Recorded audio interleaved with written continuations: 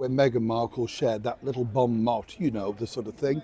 She's done it more than once now, of course. She did it with the CBS interview, and more recently, of course, on that fake royal tour in Colombia. Yes, she was emerging out of a darker space, as they say, a chapter of joy. Yes, the sort of thing, you know what I mean? But we could be looking at a bigger chapter from, of course, the former royal known as Meghan Markle, the Duchess of Sussex. As ever, let me explain. Hi, morning, good to see you. Thank you so much as ever for your time today.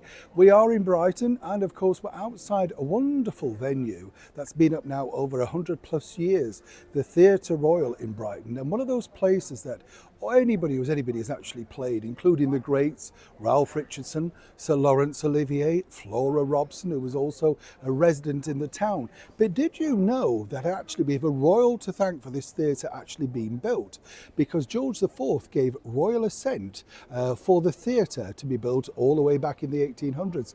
You know, let me just point this out. Of course, he had the Royal Pavilion round the corner, so perhaps he fancied a night out at the theatre. It's literally up the road, so you can understand why he very quickly gave it royal assent, can't you? You know, it's always sometimes in the other people's favours, but of course, we're lucky that it's remained such a thriving venue after all of these years. Could the same be said, of course, for the former royals known as Harry and Meghan? Now, Meghan Markle, you know, I don't know if you realise this, likes to bill herself as a New York Times best-selling author. That's all thanks to her, well, book, The Bench. Who could forget that, of course?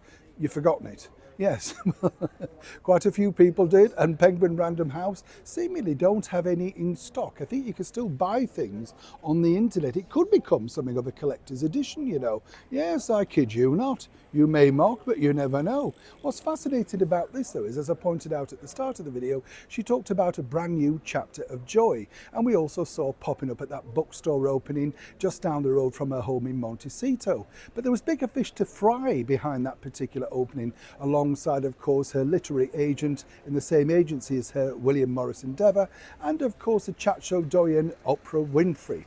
Now, the background to this is that Meghan hasn't quite given up, as she said, talking all about her life to date, you know, bits and pieces like that. And what's fascinating is, according to this source, Meghan really likes the idea of a chapter of joy being a chapter of a brand new book, and a book detailing all about survival, you know, that type of thing. Guru talk, you know, how you get through the sort of plethora of life, being a mother to two young children, navigating the world of social media. Her team seemingly think that this is a really good idea for her to share her personal experiences with you, so that you, as a normal person like you and me, could learn from Meghan exactly how to deal with the perils of life. Now, when you think about it, there's been plenty of these self-help books, and right now there's a lot of celebrities coming up with this sort of claptrap that basically you sort of think, okay, you know, they've got a lot of money, but what they're telling you to do is an hour of meditation and yoga every day. What you're thinking of is, I've been up since 6 a.m, looking after the children, and more importantly, I've still got the shopping and the beds to do. You see how these things work. But of course, in the world of Meghan Markle and Prince Harry, if somebody's quite willing to give them quite a few pounds to write this type of book, then who are they to argue? Right now, she's trying to fish for a brand new deal to try and make this become a reality. As I often say, though, would you buy into Meghan, the guru?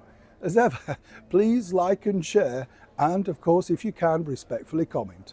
Neil Sean in the very heart of Brighton.